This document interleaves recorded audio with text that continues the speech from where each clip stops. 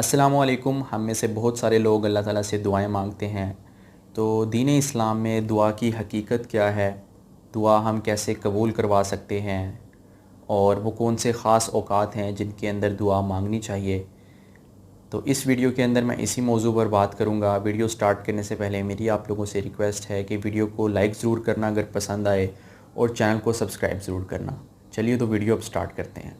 नबी अलैहिस्सलाम ने फ़रमाया अद्दुआ मुख़ुल इबादा, कि दुआ इबादत का मग़ज़ है। जैसे हमारे जिस्म के अंदर हमारा मेन पार्ट जो है वो दिमाग है, मग़ज़ है, हमारा माइंड है जो हमारी पूरी बॉडी को कंट्रोल करता है, इसके बग़ैर हमारा पूरा जिस्म बेकार है। ऐसे ही दुआ जो है वो इबादत का मग़ज़ है, उसे इबादत का मग़ज़ करार दिया गया है।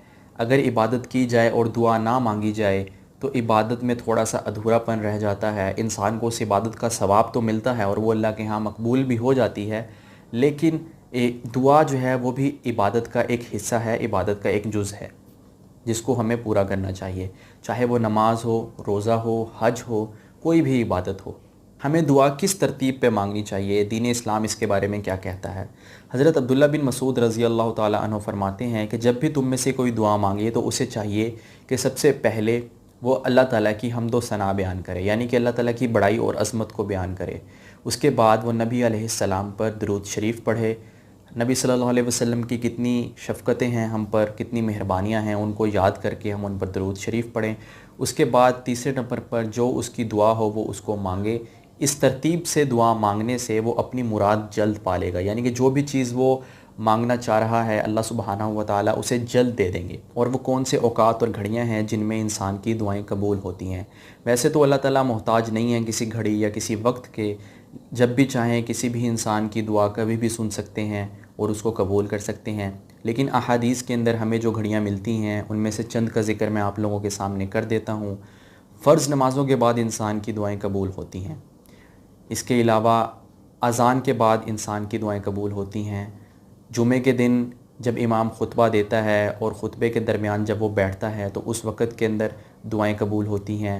जुमे के दिन असर से मगरिब का जो वक्त है उसके अंदर एक घड़ी होती है जिसमें अल्लाह ताला दुआएं कबूल करते हैं।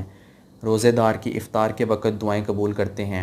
ऐसे ही जो इंसान दीन हासिल करने के लिए घर से निकलता है तो उसकी दुआएं भी कबूल होती हैं। ऐसे ही जब हम किसी की मदद करें या किसी की खिदमत करें उसके बाद हम जो दुआएं लेते हैं, क्योंकि वो इंसान खुश होता है, हम किसी मुसलमान फ़र्द को खुश करते हैं, फिर उसके दिल से दुआएं निकलती हैं तो वो भी अल्लाह ताला कबूल करते हैं।